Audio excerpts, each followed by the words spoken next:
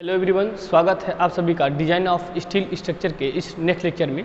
इसके पिछले लेक्चर में हम लोगों ने स्लैब आधार का अभिकल्पन किस तरीके से होता है, जो डिज़ाइन ऑफ स्लैब बेस है, तो इसमें हम लोग 2 पॉइंट का डिस्कस करेंगे कि साइज़ ऑफ बीरिंग प्लेट की डिज़ाइन कैसे होती है और साइज़ ऑफ कंक्रीट ब्लॉक की डिज़ाइन कैसे होती है। ये स्लैब आधार में पढ़ना है। और इसका जो नेक्स्ट टॉपिक था, जो टाइप्स ऑफ कॉलम बेस में था, वो गसेट आधार था। तो इसके बाद हम लोग उसकी चर्चा करेंगे। तो पहले size of steel bearing plate and size of concrete block की चर्चा करते हैं। तो पहले हम लोग इसमें फर्स्ट पॉइंट की बात करते हैं, size of steel bearing plate, यानी कि स्टील की जो धारण प्लेट की साइज होगी वो उसका डिजाइन कैसे किया जाएगा। पहले इस बात को हम लोग डिस्कस कर लेते हैं।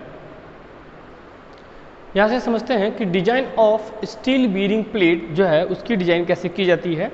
तो मैंने डिजाइन स्टेप लिख दिया है, इसको आप समझते रहिएगा, एक्सप्लेन कर रहे हैं। फर्स्ट पॉइंट क्या निकालते हैं हम लोग कि धारण प्लेट की आवश्यक क्षेत्रफल की जो बीरिंग प्लेट है उसकी कितनी क्षेत्रफल की आवश्यकता है। इसका जो फॉर्मूला होता है वो स्तंभ पर अक्षीय भार अपॉन कंक्रीट का सुरक्षित धारण प्रतिबल, ये आपको क्वेश्चन में दिया होगा।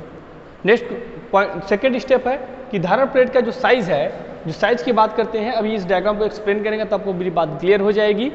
तो जो इसकी साइज़ है वो अंडर रूट में जो धारण प्लेट का क्षेत्रफल आएगा उसका हम लोग क्या निकालेंगे, अंडर रूट निकाल लेंगे और वो फर्स्ट स्टेप से आएगा।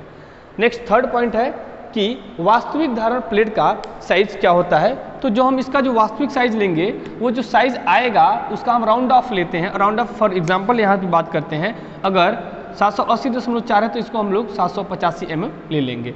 नेक्स्ट पॉइंट है कि वास्तविक भार प्रतिबल में जो धारण प्लेट की प्रतिक्रिया रहती है वो क्या होता है। तो होता है W बराबर अक्षीय भार स्तंभ पर अपॉन धारण प्लेट का वास्तविक क्षेत्रफल, और वास्तविक क्षेत्रफल आप अभी ऊपर से फाइंड आउट किए हैं। इस डायग्राम को समझिए, ये जो आई खंड है ये क्या है, आई खंड का एक सेक्शन बना हुआ है, आई सेक्शन बना हुआ है, लेकिन इसमें कवर प्लेट नहीं जोड़ा गया है। अगर कवर प्लेट नहीं जोड़ा होगा तो first side projection and second side projection के क्या क्या होंगे और इसकी डिस्टेंस कितनी कितनी होगी ये समझ लेते हैं। उसके बाद इसमें हम लोग ऐड कर लेंगे कवर प्लेट, तब क्या होगा। तो देखिए ये डायग्राम बना हुआ है, ये जो सी बना हुआ है, ये देखिए जो बाहर की आउटर बाउंड्री बनी हुई है इसकी बात करते हैं। ये जो आउटर बाउंड्री बनी है ये पार्ट जो है वो किसका है, ये बीरिंग प्लेट है, इसको हम लोग सी से डिनोट करते हैं बीरिंग प्लेट। ये आई सेक्शन है जहाँ पर जो बी है वो विड्थ ऑफ फ्लैंज, ये बी है जो विड्थ ऑफ फ्लैंज, और डी जो है वो डेप्थ ऑफ फ्लैंज, एंड सी जो है वो साइज ऑफ प्लेट। ये जो सी है ये साइज ऑफ क्या है, प्लेट है। एक तरफ का प्रोजेक्शन जो होगा वो उसे हम लोग बड़ा प्रोजेक्शन कैपिटल ए से डिनोट कर देंगे, और दूसरी तरफ का जो प्रोजेक्शन, देखिए फर्स्ट प्रोजेक्शन हमने यहाँ पर दिखाया है और सेकेंड प्रोजेक्शन ये है आपका, यहाँ पर हमने लिखा है, तो छोटा प्रोजेक्शन कैपिटल बी से। अब विदाउट कवर प्लेट है, ये यहाँ पर क्या है, विदाउट कवर प्लेट है, तब आपका एक तरफ का जो प्रोजेक्शन होगा वो क्या होगा। देखिए ये सी है, ये बी माइनस कर देंगे तो ये आधा, तो बन जाएगा C minus B divide by 2, and दूसरी तरफ का जो प्रोजेक्शन होगा वो सी माइनस डी, ये कैपिटल डी है, देन डिवाइडेड बाई 2। तो ये विदाउट कवर प्लेट है। लेकिन जब इसमें हम लोग कवर प्लेट ऐड कर देंगे तब क्या होगा, ध्यान दीजिएगा, इसमें हम लोग कवर प्लेट ऐड कर रहे हैं तो इस तरीके से कुछ, इसको मान लीजिए B1 कह दिया हमने, यहाँ पे भी तो कुछ होगा, और इसकी मोटाई क्या है, T है। मान लीजिए कवर प्लेट, यहाँ पर हम लिख रहे हैं कवर प्लेट की जो थिकनेस है वो T1 है और जो उसकी लंबाई है वो क्या है, B1 है। तब फर्स्ट प्रोजेक्शन, अब देखिए ये कवर प्लेट की बात करते हैं, कवर प्लेट ऐड होने के बाद जो प्रथम प्रोजेक्शन होगा वो क्या होगा, C minus B1 divided by 2, ये कवर प्लेट होने के बाद, क्योंकि कवर प्लेट कितना है कि जो चौड़ाई है वो कितनी है, B1 है।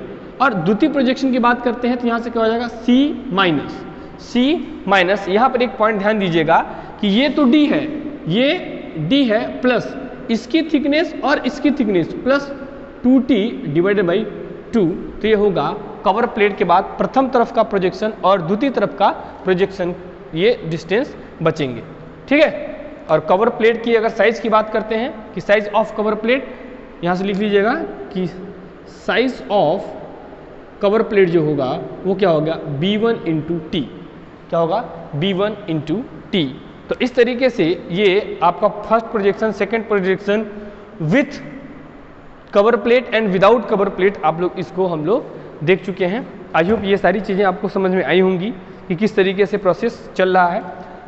तो ये चीज़ आप नोट कर लीजिए, यहाँ से क्वेश्चन पूछा जा सकता है कि अगर ऑप्शन दे दे कि विदाउट प्रोजेक्शन या विथ प्रोजेक्शन, अगर विथ कवर प्लेट में first projection and second projection की क्या मान होंगे, तो आपको अगर कॉन्सेप्ट क्लियर होगा तो वहाँ से आपको किसी भी प्रकार की दिक्कत नहीं होगी। तो आई होप ये पॉइंट आपको क्लियर होगा। इसके बाद हम लोग नेक्स्ट लेक्चर में कंक्रीट ब्लॉक का अभिकल्पन, जो कि स्लैब बेस का नेक्स्ट टॉपिक था, उसकी हम लोग चर्चा करेंगे। तो इसमें बस इतना ही। इसके बाद हम लोग चर्चा करेंगे कंक्रीट ब्लॉक का अभिकल्पन। Okay, thank you.